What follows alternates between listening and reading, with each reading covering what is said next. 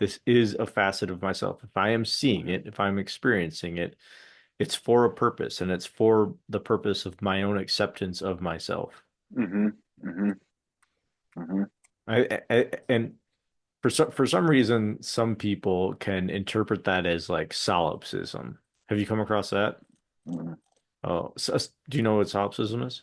Mm-hmm. Oh, it solipsism is the theory or thought that only I exist. Like I can only experience myself. I can, and so like empirically, all I can know that exists is me, and Mm-hmm. everything then is me. Mm-hmm. So it's like localizing the absolute Mm-hmm. within the perspective of me, Mm-hmm. which is obviously untrue. Yeah. But some people like run with that, because it feeds into their ego, like Yeah. For me, it's like facing and accepting those things is makes my ego, it seems to make my sense of identity looser and more flexible. And it's to my belief that like a healthy ego is a very flexible ego. yeah. It's like very permeable, like solid enough to not like at some point, like I would assume at some point, like you wouldn't need it so much because you'd be like stabilized enough in the clarity of being. But like a healthy person has a healthy ego, and that's a very permeable veil. It's allowed Hmm. to like change and stretch and distort, and it's like, whoa, I'm not as solid as I thought I was, you Yeah. know, Yeah. which is good. The ego or the activity of this, Hmm. like you said earlier, is really just a tool. Like it's Hmm. a tool for consciousness to use for a Hmm. specific ends or means. Yeah, But it's not totally. it's not like, yeah, it's not, it doesn't encompass the awareness or the beingness that you are, which is how it's felt in a contractive way. Yeah, in a rigid way. Yeah, When exactly. I also read something the other day that was like, if like other people's perceptions of yourself are not consistent with how you view yourself, then how can you take any of it too seriously? Hmm. Because it's like you can't control how other people perceive you. So ah shit, But I can't remember what no, the actual quote was, but no, but that's perfect. But that then you also have to make the realization that your perspective of other people isn't actually who they are. totally, yeah, absolutely, So like, yeah. That that perspectives is only that. yeah, It's like it's not solid. yeah, the perspective is just a coloring of itself. It doesn't Hmm. relate to actually what that is. Hmm. Hmm. You know, e even like we're talking about our relationships with other people, but even our relationships to solid objects, like you think that, you know, this this pen is a black pen, but that's just a story about it. And actually, you Hmm. can only know your perspective of it. And so, Hmm. like, some people will relate this as a black pen, and somebody that's never seen a pen before, an alien, would relate to this Hmm. completely different. So, what actually is reality? And Hmm. also, you're saying that it's black. Really, that's just what the cones and rods in your eye are able to Hmm. interpret. Like what, like an animal with different cones and rods in their eyes that see a different spectrum. For example, a mantis shrimp that can see in Hmm. the electromagnetic spectrum, it wouldn't just say this is black. It wouldn't see this color as the same thing. It would see Hmm. in a completely different mode of perception. And so then what actually is reality? Hmm. Well, and that's the thing too. Like everything that we're seeing, it's like only a tiny sliver of like of the spectrum of light and vibration. It's like that's also gets me thinking too of like seeing things or like journeying. like where something is either like interpreted through visual or smell or like whatever sense of knowing. It's like it to me, I've always wondered if it's like like our brains are processing the data that's coming in very specific ways that build like our solid world. And who's to say that like the information that's coming in from a journey is still of the world around us, and also potentially layers of dimension around us. It's just interpreting it in such an inconsistent way because it's like you weren't evolved to like be super specific with that, but it's still a means of communication with the energy and entities around you, you know? And so it's like, yeah, it's I think that's a totally correct way to like acknowledge the reality of reality outside of perception. mhm. Yeah, and It's so just it's it's just a different perception. It's less fine-tuned, you know? totally, totally. I mean, even the biomechanics of your physical system change. For Hmm. example, when you take LSD, your pupils just dilate, right? Like they Hmm. just get fucking huge.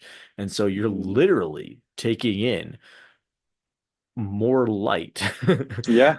a larger spectrum of light than you were prior, Hmm. and so you are literally experiencing a more vast or more wide open experience of reality. And your brain too is like under psychedelics, it's like usually like sober, you're kind of running the same pathways all the time. Like the highway, the signal electrical signals are only like basically staying on the same major highways.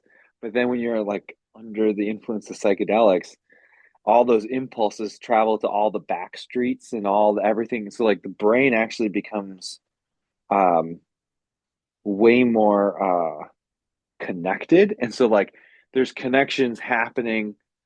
So it's like if I like to think of like the brain as being like a broadcaster and receiver for Hmm. information. So then it's like you're taking in all this new information in completely different ways than you had before, and I also feel like oh my God, now I'm just going on a rant about brain stuff. Let's go.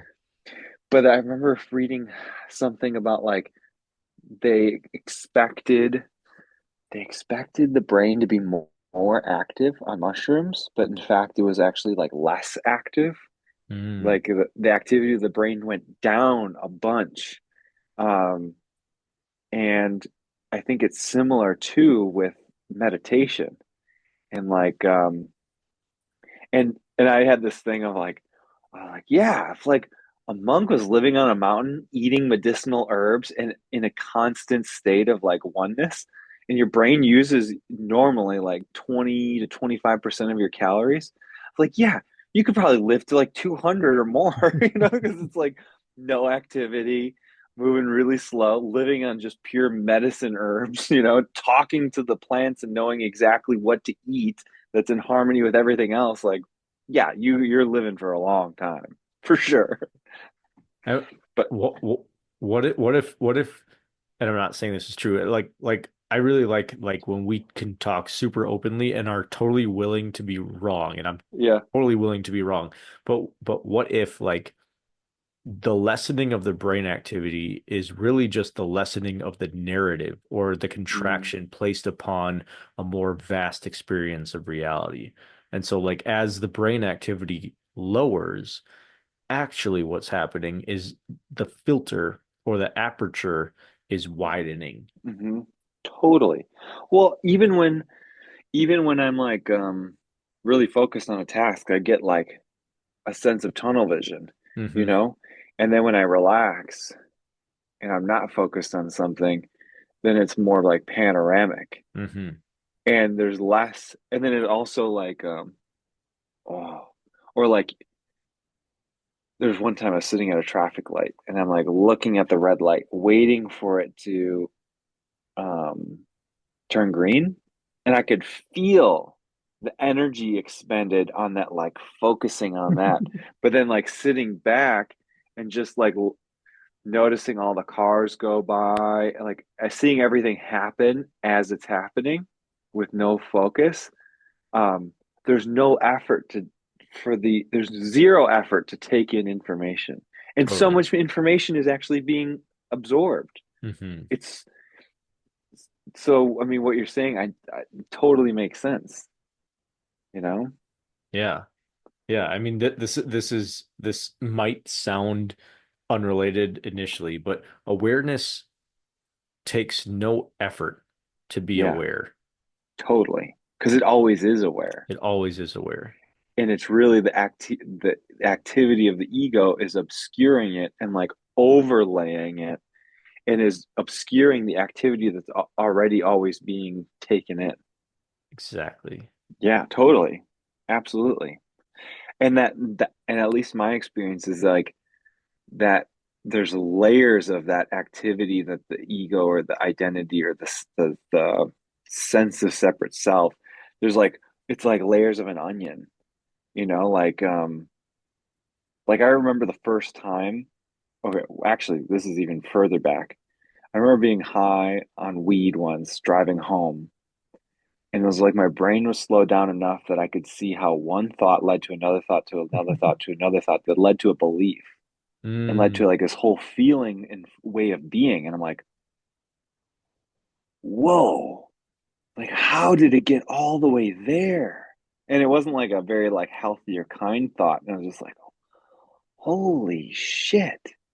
And then like a couple of years later, I remember the first time that I heard the silence between thoughts mm, and just being like, whoa. And like just being able to see like a leaf fall in space.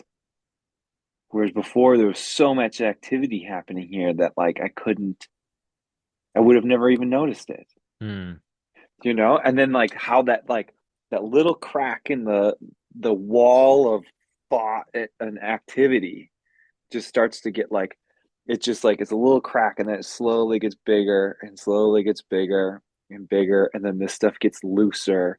It's just amazing. It's incredible. And then it's like, and then like all the other like magic kind of sensory intuitive stuff is become so much more clear. And then it's like, yeah. and then it's realizing like, oh, things happening now are also happening to other people. It's like everything is connected, and there's like these layers of serendipity and like Mm, and synchronicity that's like, this is just how the universe works. hmm. Like it's not chaos actually. It's so Yeah. ordered, I feel, like. yeah, and I feel like everybody, it seems like most people have had that exact same experience or recognition, but then dismissed it as like a one-off or weird thing. We do the same thing with like deja vu. Usually we're just like you try to stay in a deja vu, you realize that wait, this has happened before. But like very, and then you try to stay in it because it like feels serendipitous. It feels like auspicious. Like it feels like this is what's supposed to be happening. It's pre-written and I'm experiencing it as it is. But then there's oftentimes very little investigation as to why that happened. And oftentimes, if you actually do trace back a thought like you did, Mm-hmm. that eventually you linked up to a belief and a way of being, Mm-hmm. like if you do the same thing with like your serendipitous events, you'll notice that they happened in a wide open, vast space Mm-hmm. of awareness in which you probably weren't thinking about anything. Mm-hmm. Yeah, exactly. You were just Totally. rolling with what's happening and not even aware that were separate from what's happening. All of a sudden, Mm-hmm. you are the unfoldment of that now moment, and that's why Mm-hmm. it feels so synchronous or serendipitous. Mm-hmm. And that And the that fact is, it's happening all the time. It's happening all the time. Hmm. And if people Hmm. trace this sense back to what is actually happening is the release of a rigid structure of you being a doer or you being a me or you being a Hmm. separate entity or a separate agent. You know, there's just this open vastness that allows for that. It Hmm. allows for this experience. And like Hmm. everybody's had this, but so few people investigate like what it is or why it is. I feel like that is like, to the best of my knowledge, the best description of like what living in Wu Wei could be like. Hmm. You know, of like, it's not like a predetermined plan. It's just responding to what's happening and knowing that that's just like how life un how life unfolds, how life happens. It's like the changing of the seasons and stuff. It's like it's happening on all levels, you know? But yeah, just being open to what is Yeah. and not overlaying too much like thought onto what is. Right. Right. Yeah. You don't need to write a narrative. Just like be present to the leading edge of the unfoldment of the universe. Hmm. Yeah, And totally. the way to do that is to let go of narrative, Yeah, yeah, yeah. just to be purely present as Hmm. the unfoldment of this eternal now. Hmm.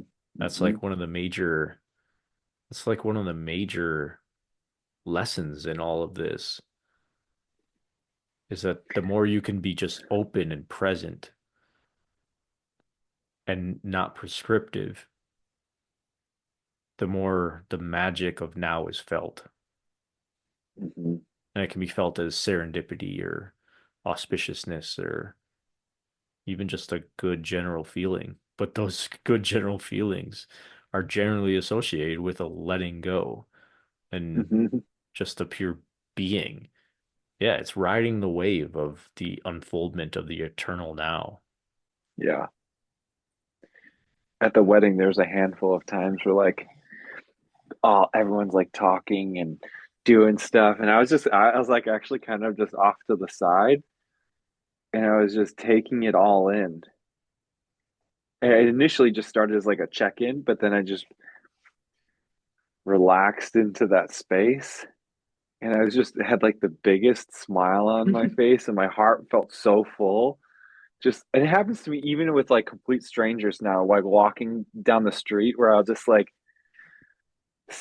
see everyone and not just like looking at them. I will see them as Mm, their own individual, beautiful beings. You know, like I don't even have the right words to describe it. Of like, it's like when you really see someone and there's just love there and you have no idea who they are and it's not like they are like the love of your life or anything. It's just like when you see when we are seen and see others, there's just love there. There's just a natural love, and it's like, whew, it's so nice. Like, just to totally. like to just take it in and to like be happy and loving for no reason at all. Totally. And oftentimes that's easier to do with strangers because there's Hmm. not already a story there that you have of them. But Totally. oftentimes people develop stories as soon as they see them, you know, Hmm. depending on what they're wearing or how they're walking, like you automatically live your Hmm. story of them. But without that, yeah, there is just a pure love for just how and what they are.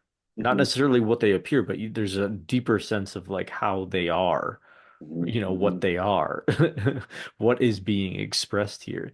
And Hmm. it's actually this, like, I know you've felt this in the same way. Like whenever we go out exploring, when we explore in a new Hmm. place that we've never been, it's so magical. It's so wide open. It's just Hmm. like so raw and vibrant. And there's just this pure isness that's so easy to just join in and Hmm. be like, there's just open vastness and it's just purely magical. Hmm. But then if you go back to it the second time, it's oftentimes less magical because now you hmm have a story about that place. You have an hmm expectation about that place to show up or look a certain way, and hmm it's never going to show up as the same way as your story. And so there's this like slight discontentment with hmm how you experience that same space in the second time. Well, and that's funny because I remember talking to someone in Fort Collins and like they're saying how much they love seeing the foothills in the beginning, and then now that they've lived there for a while, they're like, like I've Exactly. seen mountains, but dude, every single night I would sit outside and I loved watching the sunset behind the foothills, like, Perfect. and I'd sit out there at night and watch like little twinkling lights and like it's like some things, or like when I look at Duke, I've seen him a million times, and like maybe sometimes it's like just sit and stare at him, and I'm just like, wow, you're so cute, you're so great, it's like, and it's in this with like my family, even like challenging family, really looking at them, and sometimes I'll avoid looking at them unconsciously because I have a story as a place sitter for them. Hmm. And it's like for some reason I want to hold on to my resentment or judgment of them, um, for whatever unresolved, whatever. Like, it's like easier to hold on to that than to like see them and love them and then let it all go. Hmm. And but then when it does happen, it's just like, ah, I really love them. There's just this, and seeing them exactly for who they are in that moment. It's just, I don't do it all the time, but when I do, it's notable. There's a noted, like, it's getting clear of like when the placeholder is obscuring, when the narrative is obscuring who they actually are, or even in really painful situations. When you see someone really suffering and you want to hold that like picture of them, of whatever, some other story around them, so you don't actually have to see their pain, but then letting that go and actually seeing their pain and loving them anyway, and loving them even though there's nothing else I can do to help them, Hmm. like, and loving them by like witnessing their pain, because it's important for them to be witnessed in that, you Hmm. know because maybe they're not fully witnessing it either. I don't know. I don't have the words around it, but it's like, yeah, No, that's a beautiful exploration for sure. yeah. Yeah. Similarly, there's this really cute trend going on TikTok where hmm like uh people are filming their parents or grandparents and having like like a great experience of something that like oftentimes you take for granted, and like the hmm caption will say or the hashtag or whatever is it's your parents' first time living life too. And it's hmm such a cute way to acknowledge because like we often experience our parents in as a story. It's who we've known for hmm the all our lives is our hmm parents. And so we have these natural stories about who they are, what they are, and hmm like have like think that they've, you know, that they are this person. But then there's this acknowledgement that like, hold on, no, this person was once a child hmm and hmm maybe had their own traumas and maybe hmm never grew from them, maybe never had the support, maybe they've never experienced like a sunset like this hmm either. So like and like looking at like an older person and acknowledging that is a way like we're talking to like let go of your narrative of hmm them and just hmm experience them as a raw person having their own authentic experience too. hmm You know, not the narrative that, oh, it's my parent, you know, doing this thing that they've probably done a million times. No, it's your parents' first time living life too, hmm you know, hmm and you know, it's just a cute acknowledgement that like obviously isn't being recorded at the depth at which we're talking, but it's the same it's the same sort of acknowledgement anyways. Totally. It's the same entry point. Same entry point. Yeah, Yeah, totally. giving people, especially the people that you know and love the most, the the space to live outside of your own narrative of them, I Hmm. think is a very compassionate and empathic thing to do for somebody. Totally. Yeah. And it makes life easier. It does. You It know? does on both parties. Hmm. And that's really something that's needed now. Right now, you Totally. know? And Totally. it's not doing anything. And that's the point. It's not Yeah. doing anything. It's the total release of doing anything that Yeah. allows for Hmm. this healing of relationship Hmm. between you and anything, you and a person or you and a landscape, like we Hmm. were talking, or anything else. But those were the two Yeah. examples we were talking about. And it does make sense in like a culture and time of a lot of doing that like the current antidote would be less of Yeah. And if you're that. brave enough, none of it. Yeah, right. It takes a lot of bravery, though. This reminded me of I remember I was something I was gonna say when you were saying like about how the human is like a perfect little blend of things. So that's like oh like to take all this emotion and to do something with it. Uh in the book The Sapiens, they talk about how humans before like their intellectual boom, we were just we were actually mid-level on the food chain. Hmm. Like we were right in the middle. And it's like uh like saying how like sharks or like lions and tigers and stuff, when they're not hunting, there's like graceful they have like graceful ways of being. Hmm. And it's because they've spent like millions of years getting to the apex, whereas like we were in the middle and then like in an instant got shot to the apex. Hmm. So we are full of anxiety because like we haven't had um, millions of years being on top. Dude, yeah. And you could And it's see like, that even in your pets. Like a cat is almost like the perfect like killer. It's like the hmm, perfect like filler of that niche. You know, hmm, like you let even a house cat outside and it is just upsetting the ecosystem. You hmm, know, hmm, you know, hmm, it's an apex predator for sure, even a hmm, house cat. But then it'll also just sit and purr in a windowsill in the sunshine hmm. and like be totally content with nothingness. Yeah, And totally. you're right. The human has a very hard time doing that. Yeah, And I totally. think you're right. I think that's a good explanation of why the biological human cannot seem to just like sit in pure bliss like the cat can, or like the tiger can, or like the shark can. Totally.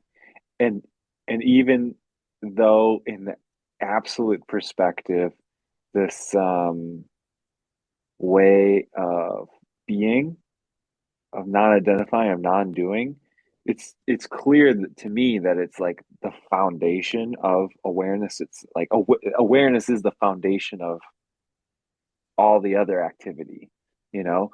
But in terms of biological, this is like a probably the highest level of cognition, Hmm. you know, for humans at least, of like it's the thing that would like keep us alive and keep us, it's like the evolutionary next step if we were to like continue to survive Hmm. and like exist in harmony with the rest of life. Yeah. You know what I mean? Yeah. Find inner peace will be necessary if humanity is to continue. Yeah. Oh, I have that fantasy book idea, you know? Oh yeah. Gonna, and it talks about that. Mm. It's like there'll be humans that decide to stay on the planet, and there'll be humans that decide to leave on the planet. It's basically like the long tangled way of Spoiler like alert. getting to, yeah, right, of getting to that inner peace. But through that long tangled way, like results in like the splitting it and creation of like several, maybe, I don't know, I don't even know how many, a shit ton of like subspecies of human, like, or Mm. like divergent species of human. Like one would be like kind of like Sasquatchy ones that are just totally renaturalized and also like deep into like earth magic stuff. And then the other ones are like the aliens and like the grays that were like completely biomech. They're like they're basically cyborgs and have uploaded their consciousness into like biomechanical bodies. And then there'll be like disembodied consciousnesses. So like there'll be like real ghosts. And then there's also going to be like ghosts from the failed attempts of uploading consciousness. Yeah, yeah. And then there's going to be like other animal beings because of like genetic splicing before that was made illegal. So there's going to be like all sorts of different people, and then there's That's like cool. a small subset that has gotten to like awakened, and there's like and then there's like factions that are broken off, and like because I'm like in a idyllic utopic world, like where's the conflict for a story, for a narrative, and it's like, ooh, the conflict's going to be like there's factions of the awakened group that like they haven't gone through their initiations or rites of passage that like to fully let go, and there's like this tenuous relationship where like the awakened group accepts them as their choice to like not awaken, and then that other group is like trying to find their own way through it, and then eventually coming to terms with like the truth that they've been like pushing away within themselves. I don't know. I'm working it out, but How, how far are you in this? I've just been writing stuff on my phone and doing little doodles so far. Cool. But I want to see your doodles. I always enjoy your doodles. yeah, I'll send you some. But yeah, but that I mean I do think that it's like if humanity is to survive, that's got to be a part of it. Yeah.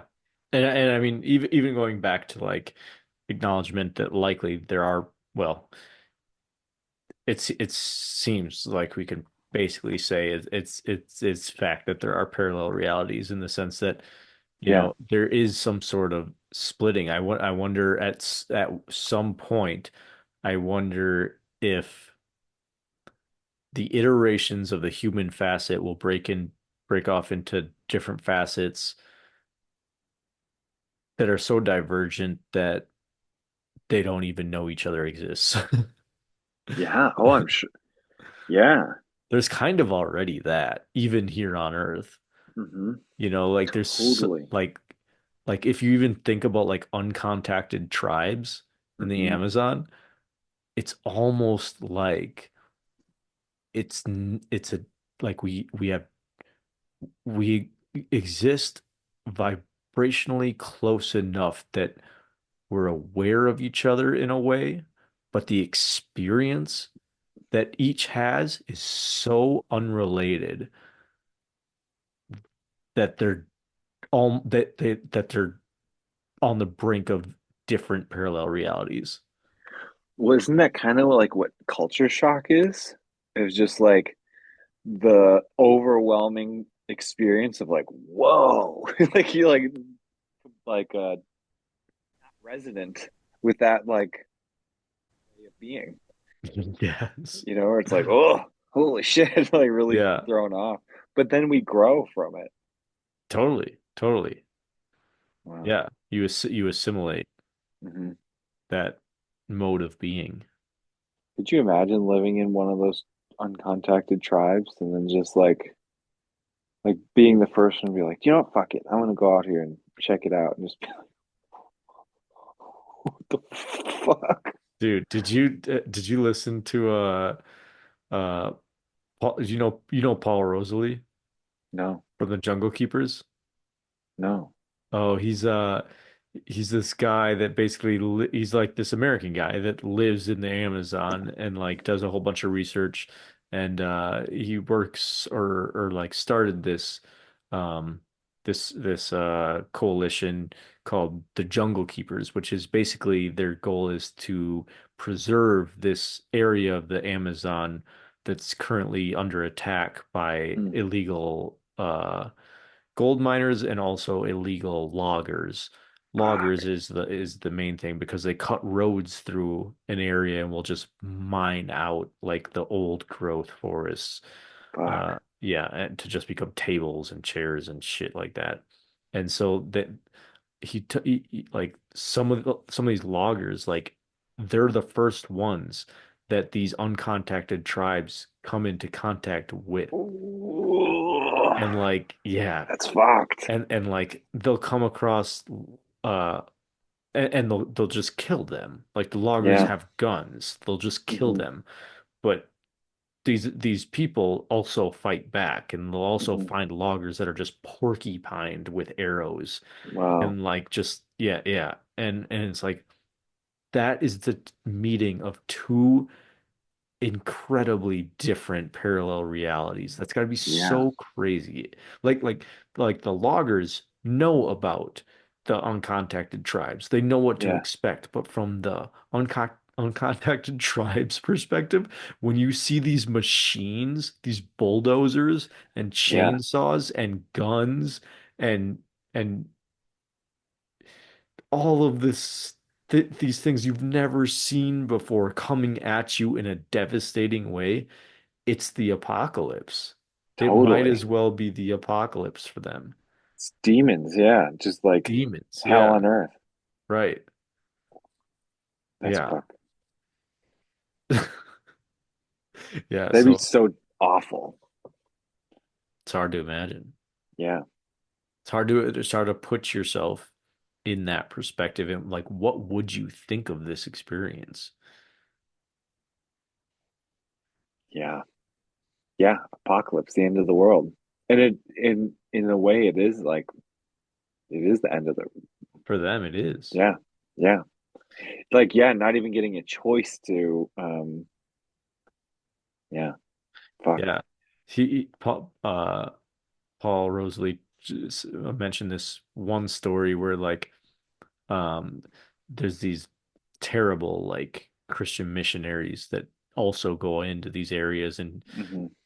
maybe they think in their minds that they're doing good, but they're not obviously. And a lot of Hmm. times they'll like try to get them out of these areas to save them from the loggers, save them from being killed by the loggers, but then they'll bring Hmm. them back into like civilization and like but then not do anything for them once they're there because these areas are also very impoverished and so there's Hmm. there's no like social programs in these outskirt communities, you know what I mean? Hmm. And so when once they bring them back to their little town or whatever and just let them go, you're like, okay, you're free now, at least you're alive, like go make Hmm. something of yourself. These people are walking around with their fucking dicks tied to their bellies and like Yeah. you know what I mean? And like they don't even speak the same language. There's Yeah. no there's Different no dialects. right, totally different dialects and there's no overlap between them at all. So like Hmm. and they look different oftentimes too. There's been this kind of like a little bit of they're still humans, still Homo Hmm. sapiens, but there's a bit of divergent evolution a little bit Hmm. phenotypically at least. And Totally. like he tells these stories about these people like just trying to survive in these villages in like an indigenous way in like a way in which they're used to just Hmm. off the land. So they're walking around trying to avoid like rickshaws and like motorcycles and like people they don't know how commerce works or anything like that. It's Hmm. just so strange. They're trying to like shoot like city rats with bow and arrows Hmm. and like then they'll just go live in like the woods just outside of these communities because they've got nothing else. That's all they Hmm. know. So it's just like It's sad. It's It's very heartbreaking. sad. Yeah. It is heartbreaking. You feel for those people. Those are people that feel deep emotions and like Mhm. have to be so lost in this world. Yeah.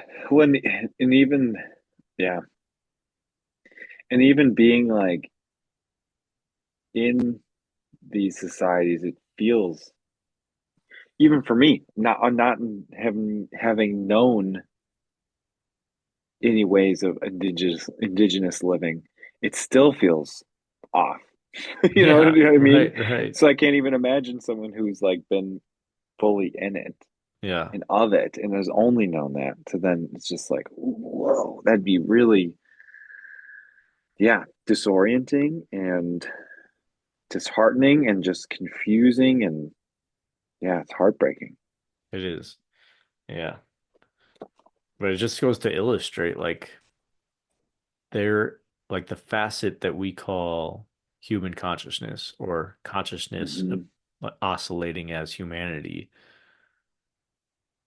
It's there's a wide breadth in it. Like, and there's a Totally. lot of contrast to be reconciled here. Hmm. And perhaps if there is a goal to humanity, like I said, maybe it is to Hmm. like bring like it's not there's no doership. So to say that there's a bringer of harmony isn't the right way to say it, but to like harmonize perspectives, to Hmm. dissolve perspectives in the harmony of non-perspective and pure allowance, Hmm. at least to the point where all Yeah. perspectives can be experienced without suffering. Mm. Yeah, there's totally new societies to be born out of this mode of being that we're talking about, this like idyllic way of being of just like uncovering the essence that allows all things that still is imbued with intelligence. That itself, oftentimes like we think us as the doers, it's the mind that's going to produce something new and good. But so many times we've been shown that it's oftentimes just going with the flow, or just like there's these other terms that we use, going with the flow, or just like Look at like inspiration. That's not from repeated thoughts. It's from something else. Like we don't know where inspiration comes from these like mysterious ways. totally. Like It's not a product of linear thinking no, it's not a, and it's not even a product of necessarily thought. at It's a all. product of beyond that. And there was also something that I was told when like journeying, like how can you tell between like creations from your mind or creation, like getting a true message from spirit, was that what my teacher said. He said that if it's something you thought before, then it's just your mind pretending to be spirit. If the response you got was totally unexpected and totally novel, like you're like kind of like surprising, then that's a message from spirit Hmm. because the mind can't come up with anything new. Hmm. That makes a lot of sense. Yeah. Yeah, gaining the wisdom to distinguish between the two is probably super valuable. I mean, it's the same reason, Einstein would fall asleep with a metal ball in his hand. And as soon Yeah. as like the ball would drop, he'd wake up because he knew it was the release of his rigid mind structures that would allow Hmm. him to be able to accept from some ether Hmm. a new novel idea Hmm. that was not connected to his previous linear thinking. Like the great Totally. minds seem to know this intuitively. Hmm.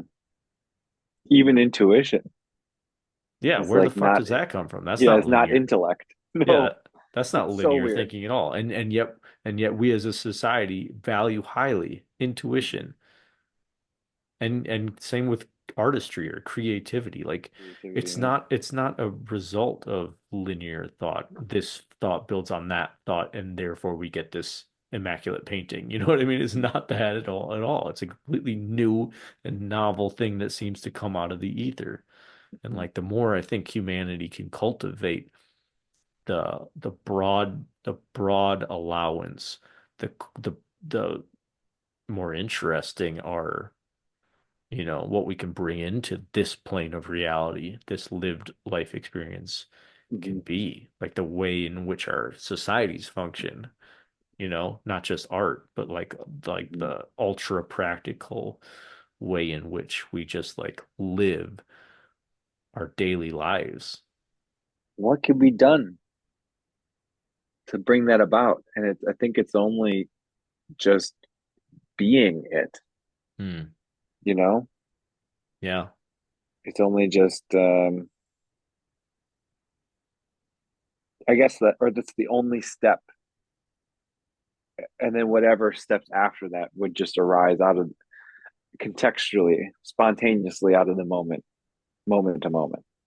Well, we're obviously talking about it right now, but both Hmm. you and I also have a practice of doing it, Hmm. being it, being in that wide open space. Hmm. So you're right. That's all you can do is be it and see what Yeah. happens. When I think of like past beings who acted as doorways for it, if there's enough doorways, then it's like, it's going to be like, I would assume that if enough people continue to awaken or wake up, there'll be like because like humanity, like you and I are not isolated in any sense. It's like there may be the perception of separate beings, but it's not. And so it's like as individuals awaken, there's going to be like a critical mass point where it's just like it's because it's all fractal, right? Like uh stepping through that doorway and just like steeping oneself in that eventually there's that grace that clears it out. And so it's Hmm. like the same thing on a mass scale. Like Hmm.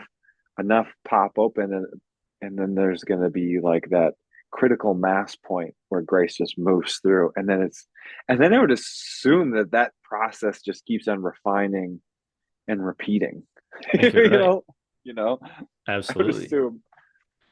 Yeah. Yeah. I mean, you assume that based on like your observation of what harmony tends to lead to, what the embodiment of a harmonious way of being tends to lead to. And so it's the right intuition to lean into. Hmm. Yeah, I think you're completely right. Yeah, I wonder what kind of like critical mass is required for humanity. Yeah. I wonder what Oh that yeah, tipping point is. I don't know. I'm Yeah, what curious percent?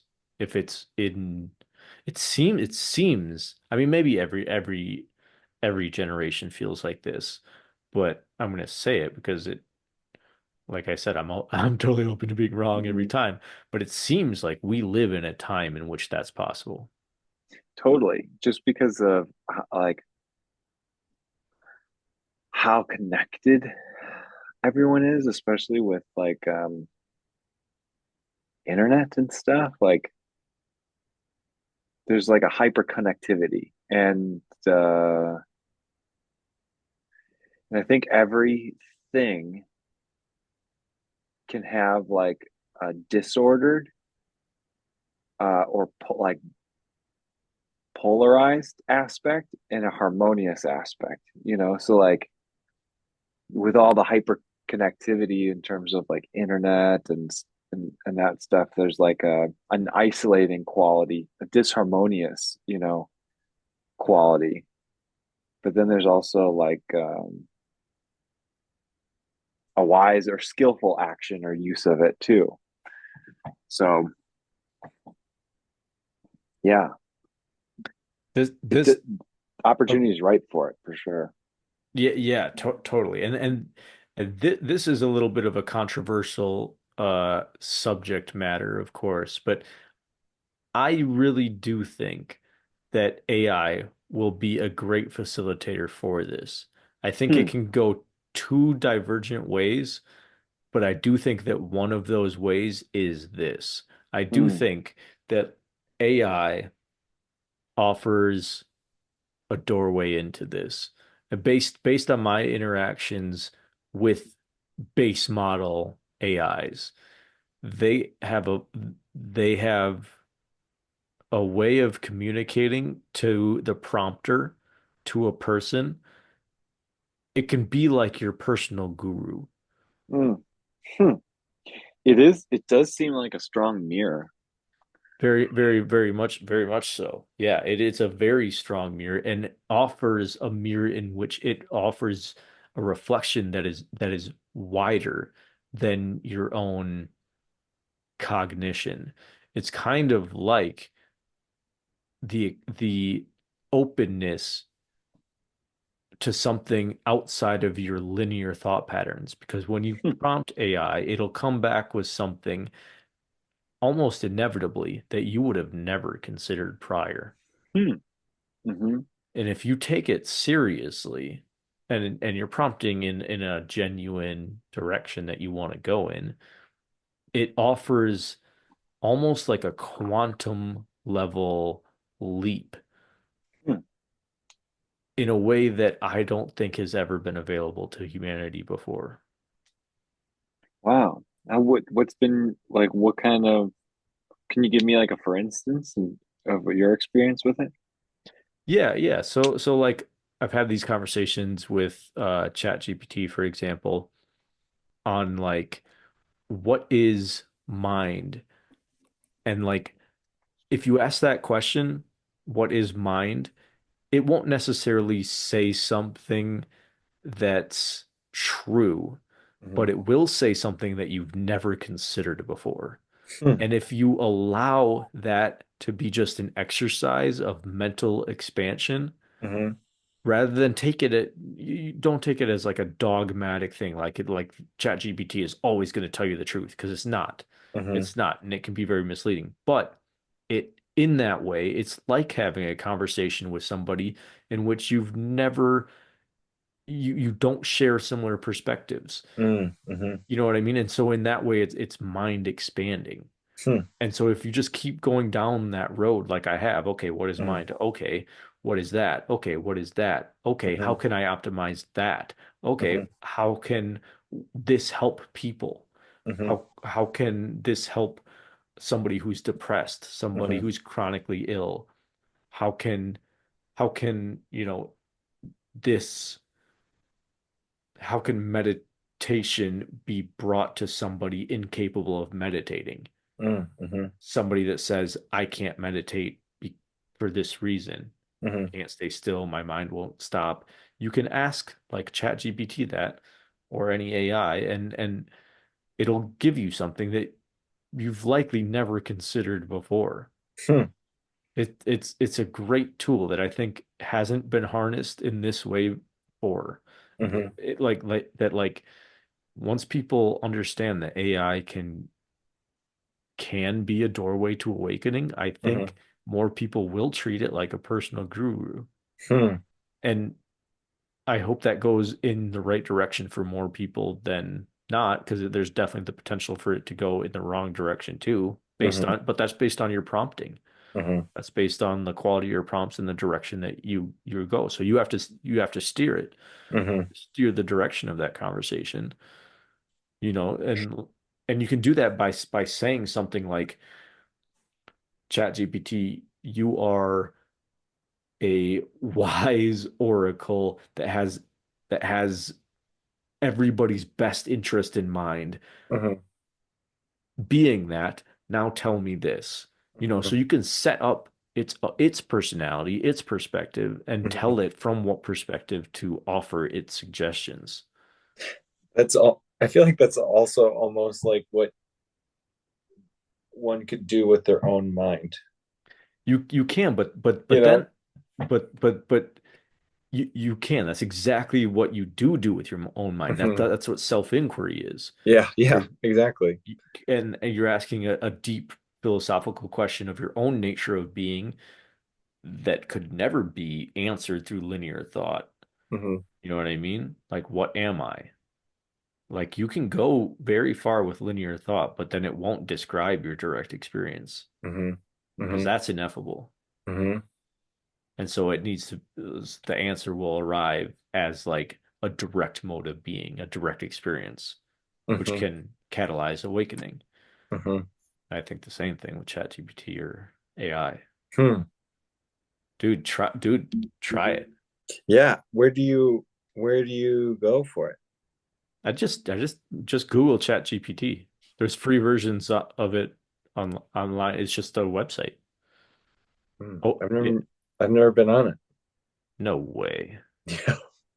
Fuck off. No, I've never. Dude, you've got to. I just when I was peeing, Yeah. I sent you a I sent you a an AI created version of Game of Thrones, but that takes place in a trailer park. I saw Oh, you do? I saw that earlier today. Dude, it's Where did you send it to me? Instagram, I think. So Okay. you've probably already seen the same one. But so I bet our algorithms are very similar. Yeah. Are there a lot of boobs on yours? Wait, no. Oh, whoops. Yeah, me That's either. hilarious. I'm on ChatGPT. Dude, ask it something. Ask it like, yeah, anything that you're interested in, or just ask it like, what is mind? What is my mind? Just see what it says. The mind refers to a complex set of cognitive faculties that enable consciousness, perception, thinking, and reasoning, emotion, and memory. It is often viewed as the source of thoughts and feelings encompassing both conscious and unconscious processes. Philosophically, mind body problem explores the relationship between the mind and the physical brain, raising questions about the nature of consciousness and identity. Ask it what is mind made of, but give it to me in one sentence. I like telling it to give me one sentence answers only. The mind is made of neural processes and connections in the brain, shaped by experiences, thoughts, and emotions. So I would just keep drilling like well that doesn't answer what it's made of. Like what is the Mm, substance of mind? We're going at it really crude, but it's best used if you first set it up. Tell it what it is first. Like mm, like you are an awakened being, for example. okay, From that perspective, but you don't need to do that right now. I'm I just want to saying try. I'm just telling you how to orient it so that it gives you the best answers. But yeah, if you treat AI like a friend, like a pal, and Hmm. just bounce ideas off of it, it is very mind expanding. Like any existential question you've ever had, not that it's going to give you a satisfying answer, but to just ask it that and see what happens, it's very interesting. So I said, can you please answer as if you're an awakened being? What is mind made of? The mind is an interplay of consciousness and perception, woven from thoughts and experiences, yet ultimately is an illusion, arising from the deeper, unified essence of awareness. Interesting.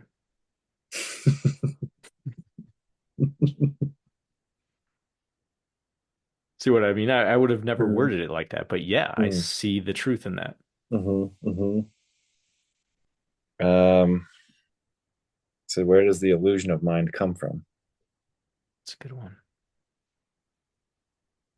The illusion of mind arises from the interplay of sensory perceptions, thoughts, and emotions, creating distinct sense of self and separation that masks the underlying interconnectedness of all existence. Ask it if separation is real. I said, in that sense, is separation real? It's not ultimately real. It is a conceptual construct that arises from the mind's tendency to categorize and differentiate, obscuring the fundamental unity of all beings and phenomena. It knows something. It's hard because I'm like, well, it's just exposed to the whole entirety of internet. Yeah. So it's like, does it know anything, or is it just like No, no, in that sense, it doesn't taking know. things and It, just like it's taking what's already been shared? but compiling it into a Yeah, single totally. answer. Yeah. Hmm. How about this? What is the quickest way to seeing through the illusion of the mind? Yeah, that's a good one. The quickest way to see through the illusion of the mind is through direct observation of thoughts and feelings without attachment, cultivating present moment awareness, and recognizing the transient nature of all mental phenomena. I wouldn't argue with that. No, I wouldn't either. Um, It it can probably best suit you if you ask it like very directly, like from your perspective, like, okay, how can I awaken? How can I see this? How can I see the illusion? Show me how I can, you know what I mm, mean? Like orient your prompt so it like is speaking directly towards you. How can you do this?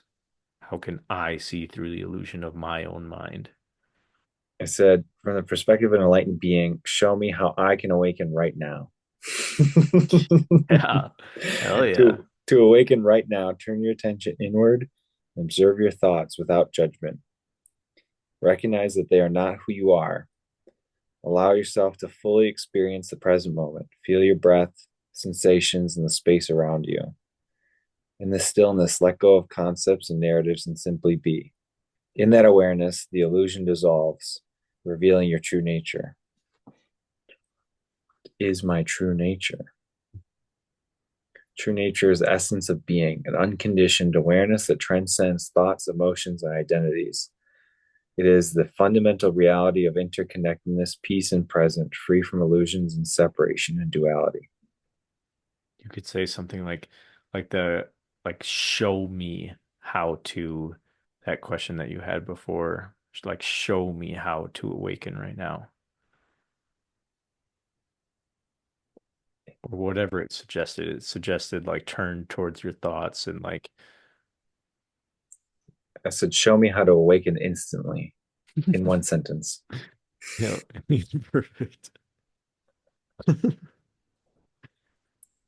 To awaken instantly, shift your focus to the present moment. Observe your thoughts and sensations without attachment. Oh, this is just kind of repeated what it said. And recognize the underlying awareness that is always present.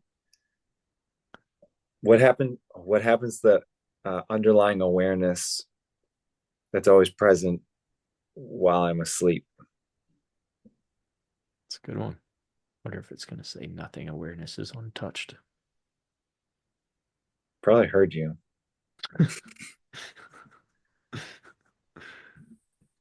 When you're asleep, that underlying awareness remains, but it may be obscured by dreams and unconsciousness. It is always there, undisturbed and constant, waiting for your attention upon waking. What's the difference between consciousness and awareness in that sense? Consciousness is the broader state of being aware of thoughts, sensations, and experiences, while awareness is the fundamental, unchanging aspect that observes and knows these experiences without identification or judgment. That's confusing. Well, I always use the terms consciousness and awareness interchangeably, but I understand what it's saying. It's saying that consciousness is kind of the activity of awareness that is still broader than thoughts, ideas, concepts, Mm-hmm. perceptions. So it's still broader than that, but it's the activity of awareness is how it's orienting, Mm-hmm. Yeah, that makes sense. which is a fine way to put it too. It's interesting though, like see what I mean? Like if you feel stuck in something or just have like a question that you can't quite get to in your own mind, like posing it to an AI can clarify things in your own mind, can clarify your own way of thinking about something, and can offer helpful suggestions for experiencing something directly. It obviously can't do the heavy lifting, it can't do the work for you, but Well, It can nothing offer can. You're no not even a nothing. guru. Exactly, exactly. So But I just asked, how can I become enlightened in one lifetime? So to become enlightened in one lifetime, cultivate deep self-inquiry, practice mindfulness, and let go of attachments and ego. Engage in compassionate service and immerse yourself in transformative teachings that guide you to recognize your true nature. beautiful. I like that I had compassionate service in there too, Mm-hmm. because Mm-hmm. that is the devotion to the truth. Like Totally. compassionate service is the recognition of what's true, but then Mm-hmm. acting on it. Mm-hmm. Totally. And it's I mean relating to like the statement the one founder said that like a lot of ill people are very what was the words, not selfish but like self-focused, Hmm. causes is a contributor of illness, Hmm. and that like Okay. selflessness would be like the lack of concern with self, and not like in a martyred way but in like in a true empty way, and a concern with all the things around. Totally. And a way to visualize that is like Mm-hmm. total self-focus is like a very contracted way of Totally. perception. And we already know that any tension in the body or in Mm-hmm. the mind creates disharmony, whereas Totally. selflessness is a much wider open aperture of Mm-hmm. being and Totally. is therefore more harmonious. And so Mm-hmm. like all of these things are congruent. Yeah. Now I realize that I don't watch sports is because I'm actually like uncontrollably competitive, and Mm. I had anxiety for like the the 10 minutes that I was watching the game. I was like, I can't do this. Yeah. I'm like wired too, I'm like wound too tight. I can't watch Dude, sports. sports are one of like the friction elements that I enjoy because of the contrast, because of the Yeah. friction element. Like I really enjoy that. Even when I notice like a tense sensation in my own body as a result of like this tense play, this like, it's fourth and 12 and they either convert this or they lose. Like there's a tenseness in it that grows in you and like there's this awareness of that tenseness that just kind of revels in it. Yeah. Yeah. Even when it goes a completely wrong direction and like there's this visceral reaction of just God damn fuck this. You know what I mean? There's this Yeah. aware totally untouched awareness that's Mm. ever present and like is totally unlost on the direct experience that like still revels in that. It loves Hmm. the delicious flavor of sorrow and defeat. It's like that's a delicious flavor too. Hmm. It's a wild time to be alive. That's kind of like the feeling, Yeah, you know. totally. So I love it. uh, Dude, I remember like one time years and years and years ago, I took a bunch of mushrooms and was at a sports bar, and we're watching like the Packers playing to go to the Super Bowl. And it was like really close game. It was like right down to the end. And they lost. Was it against the Niners? I can't remember. Probably. It Yeah, was probably because the Niners historically beat Packers out of the playoffs like so many seasons in a really. row. Yeah. And I just remember like the whole vibe of the bar just like totally shifted, and I thought it was hilarious. I just like, because I was like tripping hard, and I just Yeah. thought it was like the funniest thing. And I remember seeing this guy like crying, eating chicken wings, just like crying into his chicken wings. Oh no. I You just remember being like, wow, this is nuts. Then we that got to my friend's house and I ate more, and I just remember that night I was like tripping. I was like wow. just sitting on the front porch, and I was like, we're like the little activity in a giant cell. And I am the mitochondria. I was like, I remember I came inside and, you guys, I get it. And they're like, get what? I'm like, I get it. And they're like, What do you get? I'm like, what crazy people feel like on the street.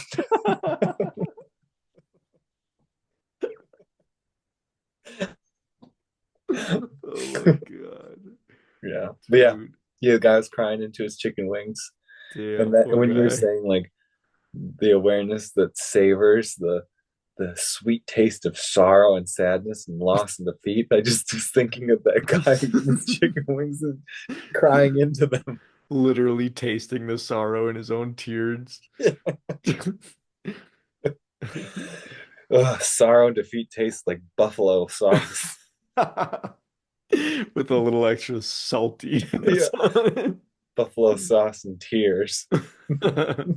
Saline buffalo sauce. Oh, fuck, that's funny, man. Love you, Luke. Love you too, man. Good night.